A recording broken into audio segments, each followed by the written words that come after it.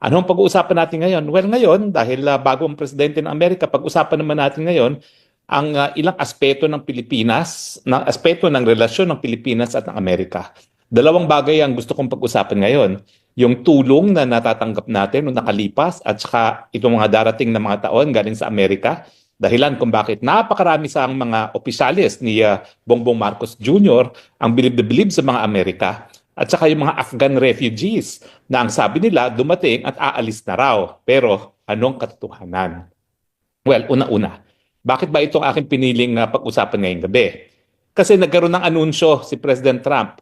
Itinigil niya lahat ng foreign aid maliban na lang sa aid sa Ukraine ata at saka Turkey at saka Egypt. At kasama, siyempre, lahat ng mga aid na dapat sana ay matatanggap ng Pilipinas. Pero teka muna, ano ba yung mga natatanggap na natin? Well, alam nyo, tinignan ko lang naman sa internet no, kung ano yan. No?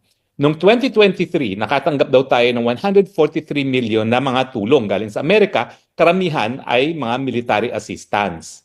Nitong 2024, noong July, matapos na manggaling sa Amerika itong si Junior, nangako ang mga Amerikano ng 500 military assistance. Paano ginawa yung pangakong yan? Sa pamamagitan ng isang panukalang batas sa Kongreso. So actually, hindi po pangako yon na talagang tunay na pangako kasi depende pa rin sa Kongreso kung popondohan nga nila yung panukalang batas na yan. Pero alam nyo po, yung panukalang batas na yan is sinalang ng July of 2024 hanggang ngayon po walang nangyari. At ngayon po, bago ng Kongreso, dahil nag-eleksyon na rin ng mga Amerikano, no, kinakailangan i-refile yan. So ibig sabihin, ang huling nakuha nating assistance sa Amerika ay 2023 pa, 147 million. Now, sang-ayon sa internet, meron daw na $500,000 na aid ang ginawa ng mga Amerikano dahil nga dito sa mga sunod-sunod na bagyo. So yun lang ang nakuha natin sa 2024. O ngayon, nagtataka ba kayo? Bakit parang bilib na bilib ang mga opisyalis ni Marcos Jr. sa mga Amerikano? To the point na walang bayad, pinagamit pa nila yung mga base militar natin, dinagdagan pa ng 4. Kasama na yung mga base militar na napakalamit sa Taiwan, dahilan para nga maging maabala ang China dahil napakalapit yan sa Taiwan. Obviously, gagamitin yung ating mga base militar pag magkakaroon ng gera sa panig ng Amerika at ng China, no? Dahil nga sa Taiwan. Kung talagang para sa Pilipinas yung mga base militar na ginagamit ng mga Amerikano, ba't hindi dun kayo sa Pag-asa Island na magkaroon ng EDCA, no? Kasi yun naman talaga ang pinag-aawayan. O malapit ang Pag-asa Island doon sa ating barko, no? Ano ba yung pinalubog nating barko? Nagsi-senior moment ako, no? Mas malapit yun yung pinalubog nating barko, no? Na parte na ating EEZ, no? So kung talagang seryoso ang Amerikano na sasaklolo sila kapag tayo ay ginulo ng ibang bansa, particularly ng China sa West Philippine Sea, dapat dun sila sa Pag-asa nagkaroon ng base militar. Hindi ako talaga tututol. Hinihimok ko pa ang Marcos administration. Dun yung ilagay ang base militar ng Pilipinas na gagamitin ng Amerika sa Pag-asa Island. Dahil dun natin kinakailangan ng rest back ng mga Amerikano, yung lugar kung saan nag-aagawan ng island.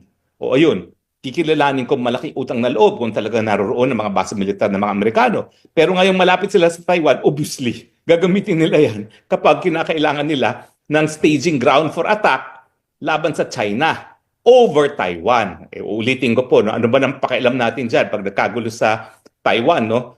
Alam nyo, kapag gumamit ng dahas ang China para ma-recover ang Taiwan, para ding Pilipinas na gumamit ng dahas laban sa ISIS Maute nung kinuha nila ang Marawi City.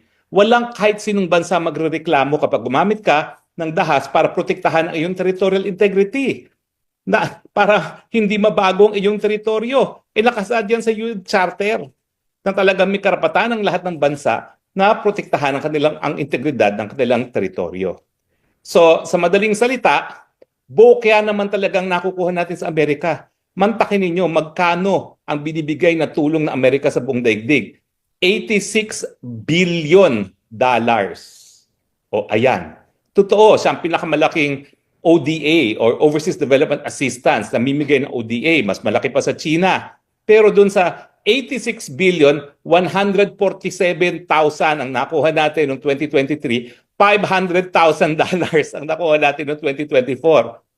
Eh, ang nakakatawa dyan, yung 2023-2024, doon pa natin pinagamit yung dalawang base militar na malapit sa Taiwan para gamitin ng Amerikano sa isang gera na wala naman tayong interes. Di ba hindi tama yon? Karamihan ng pera binibigay nila kung kani-kanino. Alam nyo ba dyan sa Turkey, may base militar dyan? Naku, bilyon-bilyon ang binabayad nila sa Turkey dahil inuupahan nila yung base militar nila. Tayo, gratis et amore. Sino ba naman kasing... Ay, naku, nagsimula niyan yung Noynoy Aquino eh. Ibinigay na libre. Eh, pinaalis na nga natin yan nung panahon ng aking kamag-anak na si JRS dahil yung pananatili ng mga base militar ay labag sa ating saligang batas na sinasabi na kinakailangan, yan ay sa pamamagitan ng tratado na kinikilala ng Amerika na tratado. Eh, hindi naman nila kinikilala ang BFA man lang, hindi man lang nila rinatify sa US Senate. No? Sa kanila, executive agreement lang. Tayo, para tayong mga timang, nag-ratify sa Senado. Malaki kasi ang diferensya kapag ikaw ay isang formal na tratado at isang executive agreement lamang. Ang tratado ay may bisa ng batas. Ang executive agreement ay nagpapatupad lamang ng batas. O ano pang nangyari ngayon? Yung 147 million noong 2023 at 500,000 noong 2024, ano mangyayari sa 2025? Bokya.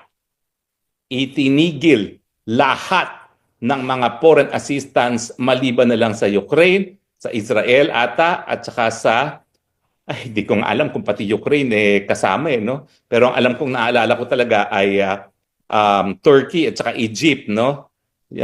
Hindi ko alam kung parang, anyway, mamaya check ko yan, no? Pero tinigil po lahat-lahat yan. Bokya ngayon ang aasahan ng Pilipinas. O ano, kayong mga Pilipinong mas Amerikano pa sa mga Amerikano, anong nakita nyo ngayon kay Uncle Sam? Wale! Wale kayong nahihita. O ngayon, ano pang sasabihin ninyo? Sunod-sunuran pa rin kayo sa mga Uncle Sam ninyo. Ay, naku talaga kayo. Buksan ang mga mata. Tayo mga Pilipino lamang ang dapat tumayo sa ating dalawang paa. Kung tayo magkakaroon ng lakas para maprotektahan ang ating teritoryo, tayo lamang ang magpoprotekta ng ating teritoryo. Makikisausaw lang naman ng mga Amerikano dyan kung yan ay isang ayon sa kanilang interes. O bakit? Ni minsan ba, tumayo sila at talagang pinigilan nila ang China nung inagaw nila ang mga isla natin? Ilang beses nang nawala na tayo ng isla. Di naman sumasaklolo ang Amerikano. Nawala sa atin Mischief Reef, nawala sa atin Scarborough Shoal. Wala namang ginagawa ang mga Amerikano. Ngayon, ang prediction ko itong barko natin, ako talaga nagsi-senior moment ako. Bakit hindi ko maalala yung pangalan ng barko natin? Sierra Madre, ayan, naalala ko na. Yung Sierra Madre natin, o sa Ayungin, ayan, naalala ko na. Kapag yan ay tinanggal ng China, wala rin gagawin ng mga Amerikano. Bakit? Wala naman silang mahihita dyan. At ang katunayan, panahon pa ni Nixon, sabi nila, hindi talaga maghihimasok ang Amerika sa pinag-aagawang teritoryo sa South China Sea. Bakit? Kasi Amerika, binili tayo di umano sa Espanya, nakasaad dun sa Treaty of Paris. Nasa labas naman ng Treaty of Paris boundaries yung mga pinag-aagawang isla na yan. So pati mga Amerikano, hindi kinikilala ang titulo natin dyan sa pinag-aagawang isla ng South China Sea. So bakit yun naman aasahan ng ang inyong American Big Brothers na sasaklolo sa atin? Hindi naman sila naniniwala na meron nga tayong titulo dyan sa mga isla natin. Gising, gising, gising! Naku, maraming mga na iiwan, na pupulot sa kangkungan dahil sila ay mangmang sa realidad. Pero, bokya na nga tayo sa makukuha ngayon sa 2025. Alay, alam niyo bang nangyari? Yung mga Afghan empleyado ng mga Amerikano, hindi po sila refugees Kasi kung refugees sila, may karapatan talaga sila na manatili sa ating bansa. Kasi ang pagiging refugees, ang ayon sa treaty, tratado, ng karapatan ng refugees at asylum seekers, may karapatan silang manatili sa isang third country habang tinitignan o dinidinig yung kanilang kaso kung sila nga ay magsasatisfy ng requirements para maging refugee asylum seeker. Ano yung requirement na yan? Dapat ikaw ay, number one, umiiwas sa labanan na nangyayari sa iyong inang bayan. Pangalawa, ikaw ay biktima ng persecution, pang-aapi dahil sa iyong paniniwala. So kung sila ay refugees, abay, wala tayong magagawa. Obligasyon natin yan ayon sa tratado na talagang panatiliin sila rito habang nag-iimbestiga kung dapat nga ba silang bigyan ng refugee status. Pero hindi po sila mga refugees. Sila ay mga empleyado ng Amerika na iniwan nila nung sila'y lumaya sa Afghanistan. Natural, pag-iinitan niya mga yan dahil mantakin mo, mga Afgan yan, kinampihan nilang dayuhan na lumusob sa kanilang bayan. Kung nangyari sa atin sa Pilipinas yan, anong tingin niyo mga makapiling mga Pilipino na kakampi sa dayuhan? Di ba? Mabubuisit din kayo. Ang tanong ko lang, bakit kinakailangan dito pa sa Pilipinas silang i-process? Ang lapit-lapit ng Guam. O bakit hindi na sila dalhin doon sa Amerika mismo, ikulong sa isang deportation facility o sa isang immigration facility habang pinaprocess sila? Dahil ito wala namang proseso na biktima ka ba ng pag-aapi or yung persecution. No? Ang gagawin lang naman nila, inaantay lang nila yung kanilang special immigrant visa dahil sila nga yung mga dating empleyado ng mga Amerikano. Pwede na yan sa mainland America o kung ayaw nyo sa Guam, bakit sa Pilipinas? Ano namang yung danger para sa atin, yung banta? Hello, Afgan kaya yan? Yan ay land of the Talibans na mga world-class terrorists. Ang mga Amerikano nga, hindi sila natalo eh. Linabanan niya ng mga Ruso, hindi natalo. Linabanan ng mga Amerikano, hindi natalo. Nandiyan pa rin sila. Tapos papupuntahin nyo dito sa Pilipinas. Kung kailan lang naman, magkaroon na tayo ng problema sa Maute. O bakit ko dinidiscuss ngayon itong mga Afgan employees?